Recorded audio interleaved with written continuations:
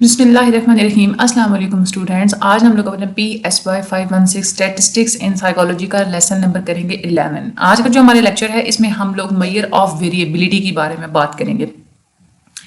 Measure of variability का क्या मतलब होता है, वीडियो को एंड तक देखिएगा और चैनल को सब्सक्राइब लाजमी कर दीजिएगा और आगे आप लोग हर स्टडी ग्रुप में शेयर लाजमी कर दीजिएगा। जिन बच्चों ने ग्रुप ज्वाइन करना है वो चैनल के होम पेज पे जाके वहां से फर्स्ट वीडियो को देख भी सकते हैं। ठीक है, हम लोग चलते हैं अपना आज की वीडियो की तरफ। चीज़ों के वेरिएबल होने का क्या मतलब होता है, कोई भी चीज़ हमेशा सेम नहीं होती, उनकी वैल्यूज हमेशा डिफरेंट ही होती हैं। स्टैटिस्टिक्स में अगर हम लोग वेरिएबिलिटी की बात करें, हमारा ये गोल होता है या हम लोग ये देखना चाह रहे होते हैं कि किसी भी स्कोर के सेट्स के अंदर कितनी वेरिएबिलिटी मौजूद है, यानी कि सारे के सारे स्कोर्स एक दूसरे से कितने डिफरेंस हैं, उनमें डिफरेंट कितने हैं, उनमें जो डिफरेंसेस हैं वो कितने पाए जाते हैं, ज्यादा डिफरेंसेस पाए जाते हैं या कम डिफरेंसेस पाए जाते हैं। इसी को हम लोग अमाउंट ऑफ वेरिएबिलिटी बोलते हैं।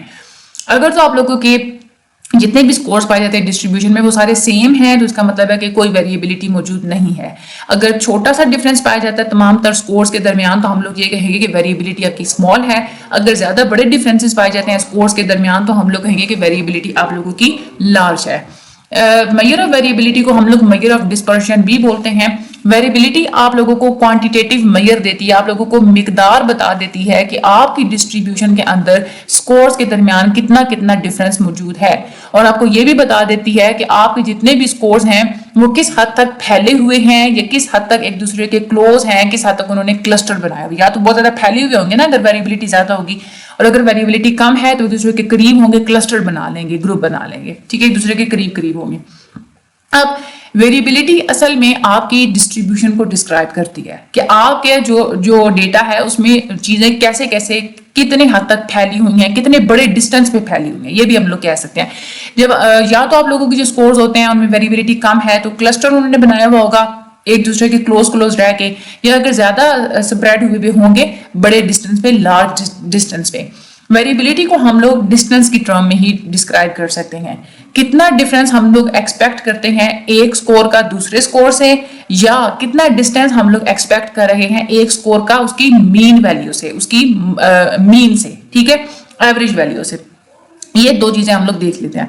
अब फॉर एग्जांपल हम लोग ये कहते हैं कि जो इंडिविजुअल मेल्स हैं उनकी हाइट्स का फॉर एग्जांपल हमें पता है वो ज्यादा एक दूसरे के क्लस्टर इस तरह से होंगे कि हम लोग एवरेज वैल्यू कह देते हैं कि मेल की हाइट्स होती हैं 5.6, ठीक है, और हम लोग ये कहते हैं कि जितना आप लोगों के पास डेटा मौजूद है उन सब में ज्यादातर जितने भी मेल्स हैं उनकी 5.6 से 5 या 6 इंचेस वैल्यू ज्यादा या कम है। ठीक है, तो वहां पे आपका इतना ज्यादा कोई डिफरेंस नहीं होगा। लेकिन किसी एक बंदे का जो डिफरेंस है, हाइट का डिफरेंस, वो 5.6 से बहुत ज्यादा जो है ना वो 8-9 इंचेस का डिफरेंस बन जाता है, तो हम लोग ये कहेंगे कि वहां पे डिस्टेंस ज्यादा हो गया उस बंदे का मीन वैल्यू से। समझ में आ गया आप लोगों को बात?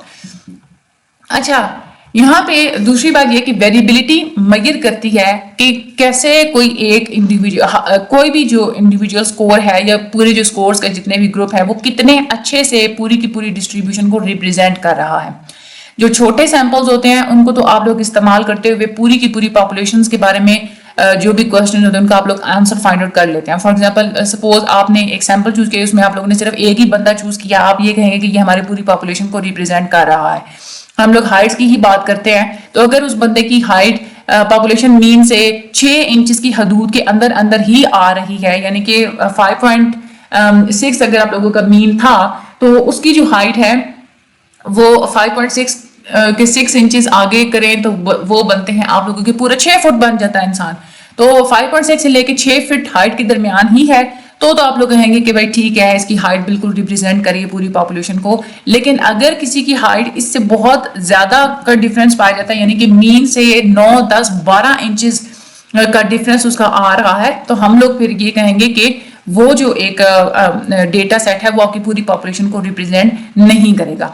वेरिएबिलिटी जब आप लोग फाइंड आउट करते हैं ना, आपको पता चल जाता है कि कितना एरर आप एक्सपेक्ट कर रहे हैं जब आप लोग सैंपल को यूज करेंगे पॉपुलेशन को रिप्रेजेंट करने के लिए। जितनी ज्यादा वेरिएबिलिटी होगी आप लोगों के सैंपल के अंदर, तो पॉपुलेशन के ऊपर उस डेटा को जब आप लोग इंप्लीमेंट करेंगे तो एरर के चांसेस उतने ही ज्यादा होंगे। ठीक है, और कम वेरिएबिलिटी अगर होगी तो इसका मतलब है कि वो ज्यादा सैंपल आपकी अच्छी से पॉपुलेशन को रिप्रेजेंट करे। यहाँ पे आप लोग इतनी सी बात याद रखनी है।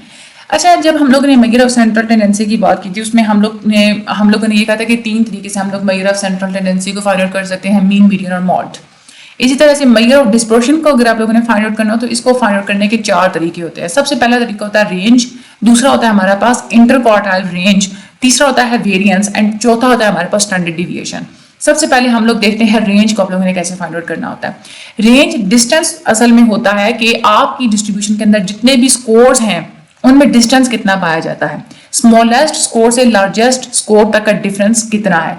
इसको हम लोग ऐसे भी फाइंड आउट कर लेते हैं कि आप लोग देखते हैं कि आप लोगों के डेटा सेट के अंदर सबसे बड़ी वैल्यू कौन सी है और सबसे छोटी वैल्यू कौन सी है। सबसे बड़ी वैल्यू के अंदर आप लोग सबसे छोटी वैल्यू को माइनस कर देते हैं तो आपके पास आंसर आ जाता है रेंज। अगर हम लोग कॉन्टिन्यूअस वेरिएबल की बात करें तो उसमें क्या करेंगे आप, यानी कि अगर आप लोग ग्रुप डेटा की बात करते हैं तो आप लोगों की जो सबसे लार्जेस्ट स्कोर होगा उसकी अपर रियल लिमिट, ठीक है, और आपके सबसे ज्यादा लोएस्ट जो स्कोर है, जो स्मॉलेस्ट स्कोर है, उसकी लोअर रियल लिमिट को आप लेंगे और उसको आप लोग माइनस कर देंगे। तो इस तरह से आप लोगों की रेंज का फार्मूला क्या आएगा, URL यानी कि upper real limit for x max यानी कि maximum value minus lower real limit for x min यानी कि मिनिमम वैल्यू। फॉर एग्जांपल आपके स्कोर्स हैं 1 से लेके 5 तक, ठीक है। अब लार्जेस्ट वैल्यू क्या है आप लोगों की 5 की ज्यादा से ज्यादा जो अपर रियल लिमिट है वो बनती है हमारे पास 5.5, ठीक है, और जो 1 है इसकी ज्यादा से ज्यादा लोअर लिमिट हमारे पास बनती है 0.5, ठीक है। यानी कि upper real limit find out करने के लिए आप लोग 0.5 ऐड कर देते हैं किसी भी डेटा के अंदर, और जो आप लोगों की जो लोअर रियल लिमिट होती है ना उसको फाइंड आउट करने के लिए आप लोग डेटा के अंदर से या किसी भी नंबर के अंदर से आप लोग 0.5 माइनस कर देते हैं। तो 1 ही है ना हमारे पास स्मॉलेस्ट नंबर है ना, तो इसकी लोअर रियल लिमिट हमने लेनी है। तो उसके लिए हम लोग क्या करेंगे, 1 में से 0.5 आप लोग माइनस करें तो आपके पास क्या आ जाएगा 0.5। इस तरह से इसकी अपर लिमिट के लिए आप लोग 0.5 को ऐड करेंगे तो आपके पास क्या आ जाएगा 5.5। तो रेंज फाइंड आउट करने के लिए आप लोग क्या करेंगे 5.5 माइनस 0.5 आप लोगों के पास आ जाते हैं 5 पॉइंट्स, ठीक है।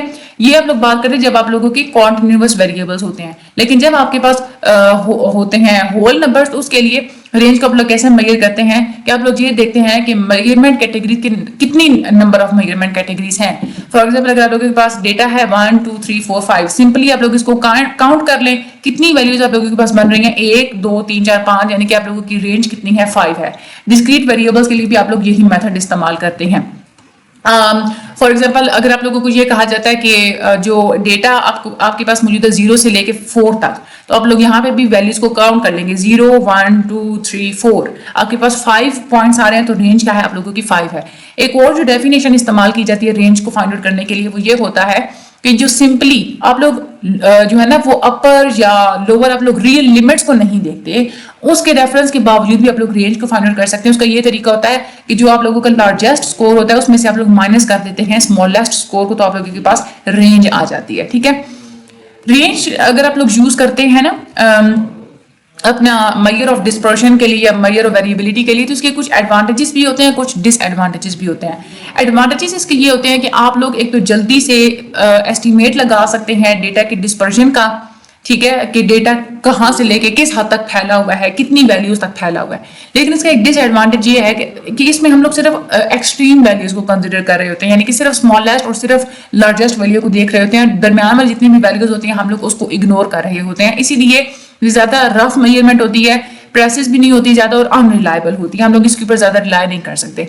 तो इसके जितने भी प्रॉब्लम्स हैं उनको कॉप अप करने के लिए दूसरा मेथड हमारे पास होता है मेजर्स ऑफ डिस्पर्शन का या मेजर्स ऑफ वेरिएबिलिटी का, that is a interquartile range. इसका क्या मतलब होता है कि 2 क्वार्टाइल्स आप लोग लेते हैं और उसके आप लोग रेंज फाइंड आउट करते हैं। इंटरक्वार्टाइल रेंज में आप लोग सबसे पहले डेटा सेट को क्वार्टाइल्स की फॉर्म में डिवाइड कर लेते हैं। अब क्वार्टाइल्स का क्या मतलब होता है वो मैं आगे चल के आप लोगों को बताती हूँ। क्वार्टाइल्स में आप लोग अपने क्वार्टाइल्स का मतलब ये होता है कि आप लोग अपने डेटा सेट को 4 इक्वल पार्ट्स में डिवाइड कर लेते हैं, ठीक है। अब वो वाली वैल्यूज जो कि हर पार्ट को डिवाइड कर रही होती है वो आएगी आप लोगों के पास फर्स्ट वैल्यू, सेकंड वैल्यू और थर्ड वैल्यू, ऐसा ही है ना, यानी कि Q1 Q2 और Q3, ठीक है। फॉर एग्जाम्पल मैं कहती हूँ कि आपके पास जो डेटा सेट है ना वो मौजूद है कुछ इस तरह से, यहाँ पे मैं इस तरह से एक ब्लॉक ड्रॉ करती हूँ, ये आपके पास डेटा सेट मौजूद है, ठीक है। अब आपने इसको 4 हिस्सों में कैसे डिवाइड करना है? सबसे पहले आप लोग इसको 2 हिस्सों में डिवाइड करेंगे, ठीक है। दरमियान में जो वैल्यू होगी यहाँ पे वो आपका क्या होगा? मीडियन को ही हम लोग सेकंड क्वार्टाइल बोलते हैं, ठीक है। फिर आप लोग क्या कहेंगे, ये जो आप लोगों का फर्स्ट हाफ है इसका आप लोग दरमियान वाला पॉइंट आप लोग यानी कि जो फर्स्ट हाफ है इसको आप लोग मिडल से कट करेंगे। यहाँ पे जो आपकी जो मिड वैल्यू आएगी ना, ये आपका होगा क्वार्टाइल 1, ठीक है। और उसके बाद ये जो आपका सेकंड हाफ है, सेकंड हाफ को भी जब आप लोग दरमियान से कट करेंगे तो यहाँ पे जो आपकी दरमियान वाली वैल्यू आएगी वो क्या होगी? आपकी क्वार्टाइल 3, ठीक है, यानी कि थर्ड क्वार्टाइल। तो आपने अपने डेटा को 4 हिस्सों में डिवाइड किया। 4 हिस्सों में जब डिवाइड किया तो आपके पास कौन कौन सी वैल्यू? यहाँ पे क्वार्टाइल 1 है, यहाँ पे क्वार्टाइल 2 है जिसको हम लोग मीडियन भी बोलते हैं, और ये है आपके पास क्वार्टाइल 3। समझ में आ गई आप लोगों को बात? Q1 मिडिल वैल्यू होती है, किसकी मिडिल वैल्यू होती है? आपके डेटा के फर्स्ट हाफ की। Q2 आपकी मीडियन वैल्यू होती है और Q3 आपकी सेकंड हाफ की मिडिल वैल्यू होती है। ये मैं आप लोगों को यहाँ पे पूरा ड्रॉ करके भी बता चुकी हूँ, ठीक है। इंटर क्वार्टाइल रेंज को आपने फाइंड आउट कैसे करना होता है? इंटर क्वार्टाइल रेंज के लिए जो यहाँ पे Q3 की वैल्यू आएगी वो आपने लेनी है, और यहाँ से जो Q1 की वैल्यू आएगी वो आपने लेनी है। Q3 माइनस Q1 आप लोग करेंगे तो आपके पास इंटर क्वार्टाइल रेंज आ जाएगा, ठीक है। यहाँ पे इन्होंने लिखा हुआ भी है Q3 माइनस Q1। यहाँ पे इन्होंने ग्राफ में बताया हुआ है। यहाँ पे दरमियान में क्या होता है? मीडियन होता है।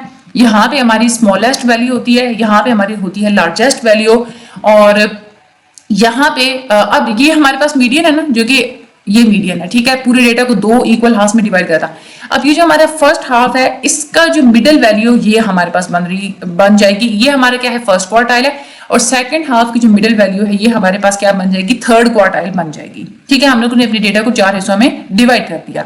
जो हमारा फर्स्ट क्वार्टाइल होती है वो होती है 25th परसेंटाइल, 25वां हिस्सा ना पूरे डेटा का। दरमियान में होती है 50th परसेंटाइल, और यहाँ पे होती है 75 परसेंटाइल, और मैक्सिमम वैल्यू जो होती है यहाँ पे ये होती है हमारे पास 100 परसेंटाइल, ठीक है। तो यहाँ पे Q3 और ये जो Q1 इसको जो आप लोग माइनस करते हैं इसको हम लोग बोलते हैं inter quartile range. Inter quartile range की कुछ प्रॉस एंड कॉन्स होती हैं। एक तो ये कि इसको कैलकुलेट करना इजी होता है, और इसमें आप लोग ज्यादातर डेटा को डिस्कार्ड कर देते हैं। कैसे डिस्कार्ड कर देते हैं कि यहाँ पे आप लोग वैल्यूज कौन कौन सी ले रहे हैं, इधर से ये वाली ले रहे हैं ना, तो जो शुरू वाली जो वैल्यू है स्मॉलेस्ट से लेके फर्स्ट क्वार्टाइल तक उसको आप लोग डिस्कार्ड कर रहे हैं, और यहाँ से आप लोग थर्ड क्वार्टाइल में आप लोग वैल्यू क्योंकि ले रहे होते हैं इंटर क्वार्टाइल रेंज में, तो यानी कि थर्ड क्वार्टाइल के बाद जितनी भी वैल्यूज पाई जाती है उसको भी आप लोग इग्नोर कर देते हैं, उसको भी आप लोग डिस्कार्ड कर देते हैं। इस वजह से इसका फायदा क्या होता है कि एक्सट्रीम स्कोर्स का जो इन्फ्लुएंस होता है वो एलिमिनेट हो जाता है। एक्सट्रीम स्कोर या तो मिनिमम ये स्मॉलेस्ट वैल्यू और लार्जेस्ट वैल्यू होते हैं ना, तो उन वैल्यूज को क्योंकि आप लोग ऑलरेडी डिस्कार्ड कर चुके हैं तो उनका जो इन्फ्लुएंस होता है वो आप लोग एलिमिनेट कर सकते हैं। 2 हम लोग ने तरीके पढ़े मेजर ऑफ डिस्पर्शन के। अगला जो हमारा तरीका होता है मेजर ऑफ डिस्पर्शन का वो होता है स्टैंडर्ड डिविएशन और वेरिएंस फॉर अ पॉपुलेशन। ये समझना आप लोगों के लिए बहुत ज्यादा इंपॉर्टेंट है, बहुत ज्यादा इंपॉर्टेंट टॉपिक है ये आप लोगों का, और ये थोड़ा सा शायद आप लोगों को ट्रिकी भी लगे, गौर से सुनेंगे तो आप लोगों को सही समझ में आ जाएगी। स्टैंडर्ड डिविएशन को सबसे ज्यादा इंपॉर्टेंट मेजर ऑफ वेरिएबिलिटी समझा जाता है। स्टैंडर्ड डिविएशन को इस्तेमाल इसलिए किया जाता है ताकि हमें पता चले कि किसी भी रेफरेंस पॉइंट से डिस्ट्रीब्यूशन का मीन क्या है, ठीक है। Sorry, the mean of the distribution as a reference point. Standard division में हम लोग मीन का बहुत ज्यादा इस्तेमाल करते हैं। हम लोग हमारे पूरी डेटा सेट की जो मीन वैल्यू होती है ना उसको देखते हैं हम, और हम लोग ये देखते हैं कि हर स्कोर का मीन से कितना डिस्टेंस है, ठीक है। ये वो मेजर ऑफ वेरिएबिलिटी होती है जिसमें हम लोग हर स्कोर का मीन से डिस्टेंस देखते हैं। समझ में आ गया आप लोगों को बात? बहुत इंपॉर्टेंट आप लोगों का एमसीक्यूज है। इसमें आप लोग डिस्क्राइब कर सकते हैं कि आपके स्कोर्स बहुत ज्यादा क्लोजली स्कैटर्ड हैं, क्लोजली क्लस्टर्ड हैं, या बहुत ज्यादा वाइड रेंज पे बहुत ज्यादा स्कैटर, यानी कि मीन के करीब करीब हैं या मीन से दूर दूर हैं। जाहिर सी बात है आप लोग इसमें क्या करते हैं, हम लोग ये देख रहे हैं ना कि हर स्कोर का मीन से डिस्टेंस कितना है। आप लोग वो मीन से डिस्टेंस कैसे फाइंड आउट करेंगे? हर स्कोर को और मीन को आप लोग माइनस करते जाएंगे। तो माइनस करने से अगर तो बड़ी वैल्यूज आ रही हैं तो इसका मतलब क्या है, स्कोर ज्यादा बड़े बड़े फासले पे स्कैटर्ड हैं, वो मीन के करीब नहीं है। और अगर आप लोगों के पास माइनस करने से वैल्यू छोटी आती है उसका मतलब क्या है कि जो स्कोर था वो मीन के करीब करीब है, क्लस्टर्ड हुआ है, क्लोजली क्लस्टर्ड है अराउंड द मीन, ठीक है। स्टैंडर्ड डिविएशन जब हम लोग जो कैलकुलेट करते हैं तो इसकी डेफिनेशन तो सेम होती है सैंपल के लिए भी और पॉपुलेशन के लिए भी, लेकिन इसकी कैलकुलेशंस में थोड़ा सा डिफरेंस होता है और उसमें भी सिंबल्स का ज्यादा डिफरेंस होता है और ज्यादा कोई इतने ज्यादा डिफरेंस नहीं होता। इंशाल्लाह हम लोग देखेंगे ना जब इस लेक्चर में भी। और आज का जो हमारा लेक्चर है ना, इसमें हम लोग ने स्टैंडर्ड डिविएशन और वेरिएंस को कैलकुलेट करना है पॉपुलेशंस की। ठीक है, आज ये बात आप लोगों ने माइंड में जो है ना वो बिठानी है कि आज हमने पॉपुलेशन का स्टैंडर्ड डिविएशन और वेरिएंस फाइंड आउट करना है। अगला जो हमारा लेक्चर होगा ना उसमें हम लोग सैंपल के पॉपुलेशन और वो वेरिएंस के बारे में बात करेंगे। अच्छा, इसमें जो एक्चुअल जो हमारी इक्वेशंस होती हैं वो थोड़ी सी कम्प्लेक्स भी होती हैं, लेकिन जब आपके माइंड में गोल होना स्टैंडर्ड डिविएशन का कि आपने इसमें करना क्या होता है कि आपने मीन से डिस्टेंस फाइंड आउट करना होता है, तो फिर आपके लिए इक्वेशन को समझना बड़ा आसान होता है। इसमें सबसे पहला स्टेप ही यही होता है कि आपने डिस्टेंस फाइंड आउट करना होता है मीन से, ताकि आप लोग डिटरमिन कर सके कि किसी भी स्कोर की डिविएशन क्या है। डिविएशन का मतलब यही होता है कि वो जो स्कोर है वो मीन से कितना दूर है, मीन से कितना हटा हुआ है हर इंडिविजुअल स्कोर। ठीक है, जो डिविएशन होता है हर स्कोर की, वो फाइंड आउट करने के लिए आप क्या करते हैं, हर स्कोर को बारी बारी मीन के साथ माइनस करते जा रहे होते हैं, डिफरेंस आप लोग फाइंड आउट करते जा रहे होते हैं। तो deviation is distance from a mean. तो इसको फाइंड आउट करने के लिए, डिविएशन स्कोर को फाइंड आउट करने के लिए आप लोग क्या करेंगे, एक्स माइनस म्यू। एक्स क्या होती है, आपके स्कोर्स, हर इंडिविजुअल स्कोर, और उसमें से आप क्या करेंगे, माइनस करते जाएंगे म्यू को, यानी कि अपने मीन को। यहाँ पे हमने म्यू क्यों इस्तेमाल किया है, पिछले लेक्चर में हम लोगों ने मीन मीडियन मॉड को पढ़ा था। मैंने आप लोगों को तभी कहा था कि आपने ये बात माइंड में रखनी है कि जब हम लोग पॉपुलेशन की बात कर रहे होते हैं ना, तो वहां पे हम लोग मीन के लिए म्यू इस्तेमाल करते हैं, लेकिन जब आप लोग सैंपल की बात कर रहे हो तो वहां पे आप लोग मीन को डिनोट करने के लिए एम या एक्स बार का इस्तेमाल करते हैं। तो यहाँ पे फार्मूला देके आप लोगों को अंदाजा हो गया ना कि हम लोग डिविएशन किसके लिए फाइंड आउट करें, पॉपुलेशन के लिए फाइंड आउट करें। तो पॉपुलेशन के लिए क्योंकि हम लोग कर रहे हैं, तो हम लोग क्या करेंगे, x minus mu. For example आप लोगों का जो स्कोर्स है पॉपुलेशन के, पॉपुलेशन का मीन यानी कि जो म्यू है वो कितना है, 50 है। आप लोगों के जो इंडिविजुअल स्कोर्स हैं वो है 43, 45 इस तरह से। तो आप लोग डिविएशन स्कोर को कैसे फाइंड आउट करेंगे, सबसे पहले 53 माइनस 50, फिर उसके बाद 45 माइनस 50, फिर उसके बाद अगर कोई और वैल्यूज है 25 माइनस 50, इस तरह से आप लोग करते चले जाएंगे। हर स्कोर को आप लोग हर स्कोर में से आप लोग मीन को माइनस करते चले जाएंगे। ये आप लोग माइनस कर लेंगे। अब यहां पे आप लोग देखिए, जो आपके पास आंसर आता है ना डिविएशन स्कोर का, उसके दो हिस्से होते हैं, एक नंबर और एक साइन। यानी कि डिविएशन स्कोर का जो आंसर आता है ना, उसके साथ किसी किसी के साथ माइनस भी लगा होता है और कोई कोई पॉजिटिव में आ जाता है। ऐसा क्यों होता है, ये जो आपके पास साइन आता है ना, ये आपको बताता है कि मीन की तरफ, जो किसी भी स्कोर का मीन से डायरेक्शन किस तरफ है। ठीक है, यानी कि कोई वैल्यू मीन से दूर तो है, लेकिन वो अबव द मीन है या बिलो द मीन है, ये चीज आपको आपका जो आंसर का साइन होता है ना वो बताता है। फॉर एग्जांपल अब ये 3 है ना, इसका मतलब क्या है कि जो वैल्यू है उसका डिस्टेंस मीन से कितना है, 3 पॉइंट का डिस्टेंस है, और वो डिस्टेंस क्या है, अबव द मीन है। ठीक है, क्योंकि यहाँ पे पॉजिटिव वैल्यू है, और ये क्या है, -5 है। इसका मतलब क्या है कि जो आपके पास वैल्यू है उसका आपके मीन से बिलो द आपका वो मीन से जिसका जो डिस्टेंस है वो 5 पॉइंट है, और ये वाली वैल्यू बिलो द मीन है। यहां से मैं देख ही अंदाजा हो रहा है, हमारे पास मीन क्या था 50, स्कोर क्या था हमारे पास 45। तो 45 छोटा है ना, बिलो है मीन से, कितना छोटा है, 5 पॉइंट। तो यहाँ पे आपको जो साइन होता है ना, साइन आपको बता देता है कि डायरेक्शन क्या है फ्रॉम द मीन। कोई भी जो वैल्यू है वो अबव द मीन है या बिलो द मीन है। ठीक है, आप लोग इस तरह से, आप लोगों ने एक दफा डिस्टेंस कैलकुलेट कर लिया, डिविएशन कैलकुलेट कर ली, उसके बाद नेक्स्ट स्टेप आपका क्या होता है कि आपने इन सारे के सारे डिविएशन स्कोर्स की आपने मीन कैलकुलेट करना होता है। ठीक है, इसके लिए सिंपल सा फार्मूला है। मीन को कैलकुलेट करने का एक ही तरीका होता है कि आपने सारे स्कोर्स को ऐड करके डिवाइड कर देना होता है नंबर ऑफ स्कोर्स के साथ। तो इसमें क्योंकि हम लोग पॉपुलेशन की ही बात करें तो हम लोग कैपिटल एन यहाँ पे लगाएंगे। फॉर एग्जाम्पल आपके पास एन जो स्कोर्स हैं, नंबर ऑफ स्कोर्स हैं यहाँ पे आपके पास 4। ठीक है, अब आपको कहते हैं आपके इंस्ट्रक्टर के हमें तो यहाँ पे ना स्टैंडर्ड डिविएशन फाइंड आउट करके बताएं। आप लोग स्टैंडर्ड डिविएशन कैसे फाइंड आउट करेंगे, सबसे पहले आप लोग अपने डेटा का मीन निकालेंगे। यहाँ पे मीन हम कैसे निकालेंगे, 8 + 1 + 3 + 0। ठीक है, ये हम प्लस करने से हमारे पास बनता है 12। ठीक है, 12 ÷ 4 आपके पास आ जाएगा 3। अब आपके पास मीन आ गया 3। ठीक है, अब सबसे पहले आप लोग डिविएशन फाइंड आउट करेंगे। हर स्कोर की डिविएशन फाइंड आउट करने के लिए 8 माइनस आपका मीन क्या है 3, 8 माइनस 3, 1 माइनस 3, 3 माइनस 3, 0 माइनस 3, ये आपके पास आ गई हैं डिविएशंस। ठीक है, उसके बाद आपने क्या करना होता है कि इन सारी की सारी डिविएशंस का आपने सम फाइंड आउट कर लेना है, और सम फाइंड आउट करने के बाद इसको डिवाइड कर देना नंबर ऑफ ऑब्जर्वेशन के साथ, यानी कि +5 -2 +0 -3, इस तरह से करके आपने डिवाइड किसके साथ कर देना 4 के साथ। समझ में आ गई आप लोगों को बात? आपने एक बात हमेशा याद रखनी है, डिविएशन स्कोर्स जब भी आप लोग ऐड करते हैं ना तो आपके पास हमेशा वैल्यू आती है 0। यहां पे भी देखें, आपने डिविएशन स्कोर्स को जब ऐड किया तो आपके पास वैल्यू क्या आ रही है 0 आ रही है। ठीक है, ये बात आप लोगों ने हमेशा याद रखनी है। मीन बैलेंस पॉइंट की तरह काम करता है आपकी डिस्ट्रीब्यूशन के लिए। तो टोटल जितना भी डिस्टेंस होता है अबव द मीन, अब यहाँ पे हमारी जो वैल्यूज हैं इसमें क्या है कि अबव द मीन और बिलो द मीन डिफरेंस एक जैसा ही, यानी कि अबव द मीन वो वैल्यूज होती हैं जो कि पॉजिटिव में होती हैं। तो पॉजिटिव वैल्यू यानी कि अबव द मीन वैल्यूज कितनी है 5 है, और माइनस वाली वैल्यूज कितनी बनेगी, ये -3 और -2 कुल मिला के हो जाती है -5। तो अबव द मीन वाली वैल्यू भी 5 है और बिलो द मीन वाली वैल्यू भी 5 है। तो इस तरह से आपके पास जो मीन आएगा ना स्टैंडर्ड डिविएशन का, वो कितना आ जाएगा आपके पास 0।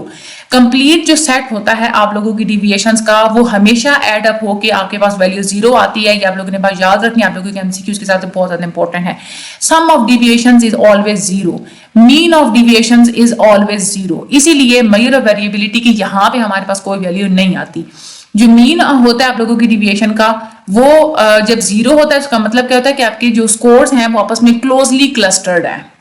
ठीक है, अच्छा, जब आप लोग डिविएशन स्कोर्स के साथ काम कर रहे हो ना तो आप अपनी कैलकुलेशंस को चेक भी कर सकते हैं।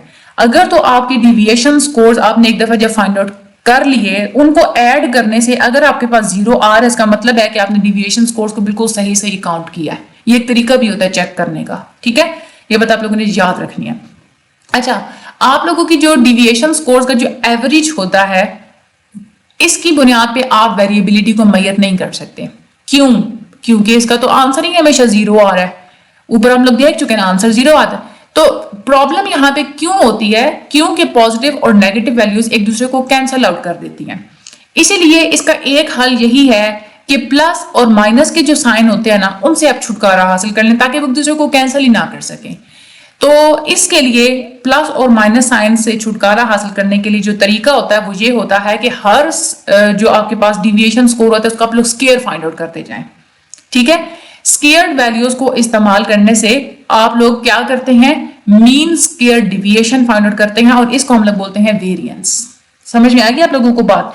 यानी कि अगर आप लोग डायरेक्टली इस तरह से फाइंड आउट करते हैं ना स्टैंडर्ड डिविएशन, तो आपके पास हमेशा जो उसका मीन होता है ना वो तो आ जाता है 0। इसकी बुनियाद पे तो आप लोग नहीं अंदाजा लगा सकते कि आपके डेटा के अंदर वेरिएबिलिटी कितनी है। 0 है भाई, अगर कोई वैल्यू 3, 4, 5 हमें पता भी चले इतनी ज्यादा स्कैटर हुई है, कम स्कैटर ज्यादा स्कैटर, लेकिन है ही 0, तो हमें कैसे पता चले कि वो कितनी स्कैटर हुई है? इसीलिए आप लोग क्या करते हैं, इसका तरीका ये होता है कि आप लोग mean square deviation find out करते हैं। मीन स्केयर डिविएशन को ही हम लोग बोलते हैं वेरिएंस। ठीक है, और इसका बस इतना सा आपने करना होता है कि जो आपने हर यहाँ पे जो एक वैल्यू फाइंड आउट की होती है ना, अपने जो डिविएशन स्कोर फाइंड आउट किया होता है, ये जैसे हम लोग ने ये फाइंड आउट, इसी को आप लोग सबका स्केयर लेते चले जाएंगे। ठीक है, उससे जो नेगेटिव वैल्यूज होती है वो पॉजिटिव में कन्वर्ट हो जाती हैं। Population variance equals the mean square deviation, यानी कि ये जो हम लोग mean square deviation find out करते हैं इसी को हम लोग बोलते हैं वेरिएंस। वेरिएंस को हम लोग फिर इस तरह से भी डिफाइन कर सकते हैं कि variance is the average square distance from the mean, क्योंकि हम लोग यहाँ पे हर वैल्यू का स्केयर लेके हम लोग बात कर रहे हैं ना, इसलिए हम लोग वेरिएंस को कैसे डिफाइन करेंगे कि मीन से स्केयर डिस्टेंस कितना है हर पॉइंट का, या एवरेज स्केयर डिस्टेंस कितना है मीन से। ठीक है, इस तरह से जो आप लोग मेजर ऑफ वेरिएबिलिटी करते हैं इसकी बुनियाद होती है स्केयर डिस्टेंसेस पे। वेरिएंस बहुत ज्यादा वैल्यूएबल समझा जाता है इन्फ्रेंशियल स्टैटिस्टिकल मेथड्स के अंदर। जो आपकी स्केयर वैल्यू होती है वो ज्यादा मीनिंगफुल हो जाती है अगर आप लोग उसका स्केयर रूट ले लेते हैं। तो हमारा जो गोल है यहाँ पे वो क्या है कि हमने स्टैंडर्ड डिस्टेंस निकालना है मीन से। यही गोल था ना हमारा, हमने शुरू में बताया था कि हम लोग स्टैंडर्ड डिवीजन इसीलिए हम लोग फाइंड आउट करते हैं क्योंकि हम लोग ये अंदाजा लगा सके कि मीन से हर वैल्यू का डिस्टेंस कितना है, यही था ना। लेकिन यहाँ पे हम क्या कर रहे हैं, अपनी प्रॉब्लम्स को सॉल्व करने के लिए हम लोग डिविएशंस का स्केयर ले रहे हैं। यानी कि आपके पास जो आंसर आएगा वो क्या आएगा, एवरेज स्क्वायर डिस्टेंस आएगा। लेकिन आपको क्या चाहिए, आपको सिर्फ स्टैंडर्ड डिस्टेंस चाहिए, स्क्वायर वाला नहीं चाहिए। तो जो हमें चाहिए वो तो हमें नहीं मिल रहा। तो इस प्रॉब्लम को सॉल्व करने के लिए एंड पे आप क्या करते हैं कि जो आपके पास आंसर आता है ना वेरिएंस का, उसका आप लोग स्क्वायर रूट ले लेते हैं, और वो जो आपके पास फिर वैल्यू आती है उसको हम लोग फिर बोल देते हैं स्टैंडर्ड डिविएशन। यानी कि आप लोगों ने फाइंड की तो की आपने वही स्टैंडर्ड डिविएशन ही है, लेकिन बस थोड़ा सा अपने प्रॉब्लम को सॉल्व करने के लिए थोड़ा सा घुमा दिया। कैसे घुमा दिया कि पहले आपने वेरिएंस फाइंड आउट किया। वेरिएंस फाइंड आउट आप लोग कैसे करते हैं कि हर डिविएशन स्कोर का आप लोग स्क्वायर ले लेते हैं, स्क्वायर लेने के बाद आप लोग मीन फाइंड आउट करते हैं, तो आप लोगों के पास फाइनल आंसर आ जाता है। उसी फाइनल आंसर का वो आप लोगों के पास क्या होता है, मीन स्क्वायर डिविएशन होती है, यानी कि वेरिएंस होता है वो। उसी वेरिएंस में से आप लोग स्टैंडर्ड डिविएशन निकालने के लिए क्या करते हैं कि उसी आंसर का आप लोग फिर दोबारा से अंडर रूट ले लेते हैं। ठीक है, तो वहां से आप लोगों को मीन से स्टैंडर्ड डिस्टेंस मिल जाता है। तो इस तरह से अगर हम लोग दोबारा से डिफाइन करें तो हमारे पास ऐसे आएगा, standard deviation is the square root of the variance and, यानी कि स्टैंडर्ड डिविएशन क्या होती है कि वेरिएंस का स्क्वायर रूट होता है, और ये आप लोगों को क्या प्रोवाइड करता है, मीन से डिस्टेंस प्रोवाइड करता है, मीन से एवरेज प्रोवाइड करता है। तो standard deviation is equal to under root variance. अच्छा, यहाँ पे आप लोगों को पूरा समराइज करके एक दफा मैं बता देती हूँ, क्योंकि मुझे पता है आप लोगों के दिमाग में थोड़ी सी खिचड़ी बन गई होनी है, थोड़ा सा रिलैक्स हो जाए। यहाँ पे एक गिलास पानी का भी पी लें। यहाँ पे मैं आप लोगों को अब दोबारा से समराइज करती हूँ। देखें, आपने सबसे पहले क्या फाइंड आउट करना था, डिविएशन। डिविएशन का मतलब क्या होता है कि हर स्कोर का मीन से डिस्टेंस कितना है, ये फाइंड आउट करना था ना। इसके लिए अगर आप लोग ये करते हैं ना कि सारे डिविएशंस आप लोग फाइंड आउट करें और उनको आपस में ऐड करके एवरेज निकालें, तो उससे तो आ जाता है 0। ये तो एक डेड एंड है, यानी कि आप लोग यहाँ से अपनी मेजर ऑफ वेरिएबिलिटी नहीं निकाल पा रहे। तो इसके लिए आप लोग क्या करते हैं, आप थोड़ा सा चीज को घुमा देते हैं। पहले आप लोग फाइंड आउट करते हैं वेरिएंस और उसके बाद आप लोग फाइंड आउट करेंगे स्टैंडर्ड डिविएशन। इसके लिए क्या करेंगे, आपने जो डिविएशंस फाइंड आउट की हैं, ठीक है, उसका आप लोग हर डिविएशन का पहले स्क्वायर ले लेंगे, ताकि जो माइनस साइंस है ना वो खुद ही कन्वर्ट हो जाएंगे प्लस में। ठीक है, स्क्वायर वगैरह आपने ले लिया हर डिविएशन का, फिर आप लोग उसका एवरेज निकालेंगे, यानी कि जितनी आप लोगों के पास स्क्वायर डिविएशंस आई ना, उनको आपस में ऐड करके नंबर ऑफ ऑब्जर्वेशन डिवाइड करेंगे, तो आपके पास एवरेज आ जाएगी। उसको हम लोग क्या बोलेंगे, एवरेज स्क्वायर डिविएशंस आई ना आपके पास। इसी को हम लोग, इस स्टेप को हम लोग नाम दे देते हैं वेरिएंस का, यानी कि एवरेज स्क्वायर डिविएशन को हम लोग क्या कह देते हैं, वेरिएंस कह देते हैं। ठीक है, अब वेरिएंस आपके पास आ गया, लेकिन आपने क्या फाइंड आउट करना था, स्टैंडर्ड डिविएशन। आप परेशान होंगे कि भाई मैंने तो वेरिएंस निकाली, स्टैंडर्ड डिविएशन कैसे आएगी। तो उसके लिए क्या करना है, आपने वेरिएंस का आपने स्क्वायर रूट ले लेना है। वेरिएंस का जब आप लोग स्क्वायर रूट ले लेंगे तो आपके पास क्या आ जाएगी, स्टैंडर्ड डिविएशन आ जाएगी, यानी कि मीन से आपका जो स्टैंडर्ड डिस्टेंस है वो आ जाएगा। इतनी सी बात है बस। अच्छा, यहाँ पे आगे उन्होंने ना बाकायदा आप लोगों को थोड़ा सा आसानी के लिए फार्मूलाज बता दिया। यहाँ पे चलते हैं हम लोग अपने इस फार्मूलाज की तरफ। पॉपुलेशन वेरिएंस और पॉपुलेशन की स्टैंडर्ड डिविएशन के लिए जो फार्मूलाज होते हैं वो क्या होते हैं, स्टैंडर्ड डिविएशन का जो कंसेप्ट है और जो वेरिएंस का कंसेप्ट है वो सेम ही समझा जाता है सैंपल्स के लिए भी और पॉपुलेशन के लिए भी, लेकिन कैलकुलेशंस में थोड़ा सा डिफरेंस होता है। सबसे पहले आप लोग सम फाइंड आउट करते हैं स्क्वायर डिविएशंस का। वेरिएंस को हम लोग कैसे डिफाइन करते हैं, variance is the mean of square deviations, यानी कि आप लोग जब पहले एक दफा डिविएशंस फाइंड आउट करते हैं, हर डिवीजन का स्क्वायर लेते हैं और फिर आप लोग एवरेज फाइंड आउट करते हैं, उसको हम लोग बोलते हैं वेरिएंस। ठीक है, यानी कि आप लोग इसमें जो मीन है वो वैसे ही आप लोग कैलकुलेट करेंगे जैसे हम लोग मीन कैलकुलेट करते हैं, यानी कि पहले आप लोग सम फाइंड आउट करेंगे, डिवाइड कर देंगे उसको नंबर ऑफ स्कोर्स के साथ। वेरिएंस यहाँ पे हम लोग कैसे डिफाइन करेंगे, मीन स्क्वायर डिवीजन, यानी कि sum of square division divided by number of scores. अब यहाँ पे अगर आप लोग देखें, आपके नॉमिनेटर के अंदर जो वैल्यू है वो कौन सी है, सम ऑफ स्क्वायर डिविएशंस। इसका मतलब क्या है कि स्क्वायर डिविएशंस जो है ना, ये एक बेसिक कंपोनेंट समझा जाता है हमारी वेरिएबिलिटी के ऊपर, और इसी के ऊपर सम ऑफ स्क्वायर डिविएशंस के ऊपर ही हमने ज्यादा फोकस करना है। ठीक है, इसके लिए जो सम ऑफ स्क्वायर डिविएशंस है, इसके लिए हम लोग जो नोटेशन यूज करते हैं वो होता है SS। ठीक है, और इसको हम लोग सम ऑफ स्क्वायर्स भी बोलते हैं। ठीक है, अच्छा, SS या सम ऑफ स्क्वायर्स क्या होता है, sum of the square deviation score होता है। अब इसके लिए हम लोग दो फार्मूलाज इस्तेमाल करते हैं SS को कैलकुलेट करने के लिए। पहला जो फार्मूला है उसको हम लोग डेफिनेशनल फार्मूला बोलते हैं। क्यों, क्योंकि इसमें हम लोग जो सिंबल इस्तेमाल करते हैं वो हम लोग वही सिंबल इस्तेमाल करते हैं जो कि हम लोग पूरा जो प्रोसेस होता है ना स्क्वायर डिविएशंस को ऐड करने का, जो डिफाइन कर रहा होता है, उसी प्रोसेस में जो लफ्ज इस्तेमाल होते हैं उसी को हम लोग, यानी कि खैर मैं आप लोगों को यहाँ पे बता देती हूँ डेफिनेशनल फार्मूला का क्या होगा। वैसे हम लोग डिविएशंस स्क्वायर डिविएशन यानी कि सम ऑफ स्क्वायर डिविएशन हम लोगों ने फाइंड आउट करना, सबसे पहले आप लोगों ने क्या करना है, स्क्वायर डिविएशन आप लोगों ने निकालनी है। स्क्वायर डिविएशन के लिए आप लोग क्या करते हैं, x यानी कि आपकी जो वैल्यूज हैं इंडिविजुअल वैल्यूज माइनस आप लोग क्या करते हैं म्यू, यहाँ पे म्यू मिसिंग है, ठीक है, तो x माइनस म्यू और उस सारे का आप लोग क्या कर लेते हैं, स्क्वायर ले लेते हैं। ये आप लोगों के पास आ जाता है एस एस यानी कि स्क्वायर डिविएशंस, ठीक है। अच्छा, जब आप लोगों का मीन जो है, जो आप लोगों के पास मीन वैल्यू होती है, वो अगर होल नंबर नहीं है तो आपके पास जितनी भी डेविएशंस आएंगी वो डेसिमल फ्रैक्शंस की फॉर्म में आएंगी, तो आप लोगों की कैलकुलेशन ज्यादा डिफिकल्ट हो जाएंगी। तो यहाँ पे जो कैलकुलेशंस होती हैं आप लोगों की डेसिमल वैल्यूज के साथ, उसमें फिर राउंडिंग एरर भी आ सकता है और आप लोगों के फिर रिजल्ट ज्यादा एक्यूरेट भी नहीं होते। इसीलिए हम लोग इस फार्मूला को नहीं इस्तेमाल करते, हम इसकी जगह पे एक ऑल्टरनेटिव फार्मूला लगाते हैं जिसको हम लोग कंप्यूटेशनल फार्मूला भी बोलते हैं, ठीक है। और इसके मुताबिक हम लोग अपनी स्कोर्स पे कैलकुलेशंस वगैरह करते हैं।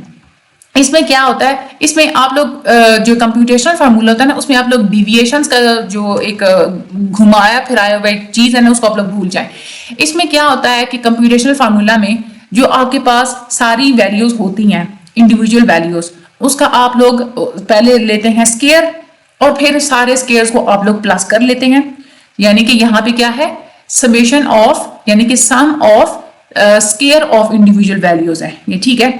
उसके बाद माइनस, ये क्या है हमारे पास, यानी कि आपके पास जो इंडिविजुअल वैल्यूज हैं उन सबको पहले आप प्लस करेंगे, प्लस करने के बाद जो आपके पास एक वैल्यू आएगी उसको आप लोग स्क्वायर ले लेंगे, ठीक है, और डिवाइड कर देंगे आप लोग n के साथ यानी कि नंबर ऑफ ऑब्जर्वेशंस का। ये आप लोगों के पास कंप्यूटेशनल फार्मूला होता है एस फाइंड आउट करने का, इसको आप लोग अपने पास नोट डाउन कर लें।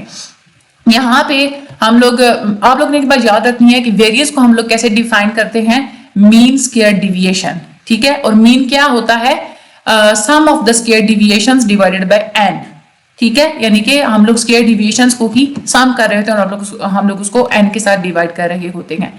अच्छा, उसके बाद जो वेरिएंस होती है ना, यहाँ पे देखें हम लोगों ने क्या कहा था, variance is defined as the mean square deviation. अच्छा, यहाँ पे आप लोगों का जो सम ऑफ स्क्वायर डिविएशन होता है उसको आप लोग डिवाइड कर देते हैं n के साथ, ठीक है। ये आपके पास आ जाता है वेरिएंस। वेरिएंस में आप लोग ने क्या करना होता है कि आप लोगों के पास जो सम आया होता है, सम ऑफ स्क्वायर डिविएशन, उसी को आप लोग डिवाइड कर देते हैं n के साथ। यहाँ पे जो स्टैंडर्ड डिविएशन आप लोगों ने अगर फाइंड आउट करनी है तो क्या करेंगे, आप लोग वेरिएंस का स्क्वायर रूट ले लेंगे।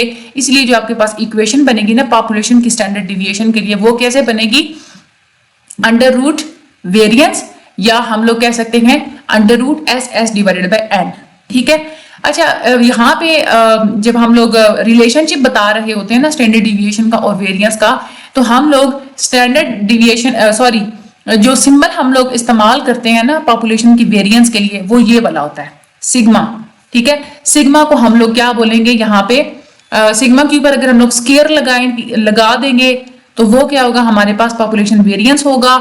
लेकिन अगर हम लोग इसका अंडर रूट ले लेते हैं तो हमारे पास कैसे अंडर रूट हमारे पास इस तरह से आएगा, यानी under root S divided by n, तो ये होता है आप लोगों का पॉपुलेशन का स्टैंडर्ड डिविएशन। ये फॉर्मूलाज आप लोग अपने माइंड में रखने हैं। पॉपुलेशन का स्टैंडर्ड डिविएशन आप लोग ने फाइंड आउट करना है तो क्या करना है, वेरिएंस का ये आप लोग अंडर रूट ले लेते हैं और वेरिएंस का क्या हमारे पास फॉर्मूला है, sum of standard deviations divided by n। और अगर उसके बाद अगर आप लोग पॉपुलेशन वेरिएंस की बात करते हैं तो ये सिग्मा स्क्वायर होता है और इसमें आप लोग क्या करते हैं एस यानी कि sum of standard deviation divided by n, इसमें आप लोग अंडर रूट नहीं लेते। वेरिएंस के लिए हम लोग सिग्मा के ऊपर स्क्वायर का इस्तेमाल करते हैं, स्टैंडर्ड डिविएशन के लिए हम लोग जस्ट सिग्मा का इस्तेमाल करते हैं। ये बात आप लोग याद रखनी है। अगला जो हमारा लेक्चर होगा उसमें हम लोग मजीद इसी को ही आगे लेके चलेंगे।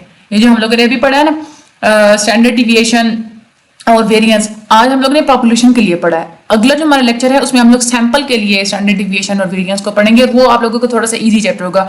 यही सारी कैलकुलेशंस होती है, बस थोड़ा सा उसमें डिफरेंस होता है, सिर्फ वही आप लोगों ने जो डिफरेंस होता है ना वो मैं आप लोगों को बता दूंगी, वो आप लोगों ने याद रखना है।